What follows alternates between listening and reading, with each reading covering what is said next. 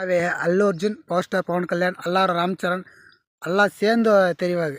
ஆனால் இப்போ மெகா ஃபேமிலின்னா அல்லு அர்ஜுன் பக்கம் தள்ளிட்டு மித்த மெகா ஸ்டார் ஃபேமிலிக்கு இருக்கிறவங்க எல்லாரும் காட்டுறாங்க. இது காரணம் என்ன?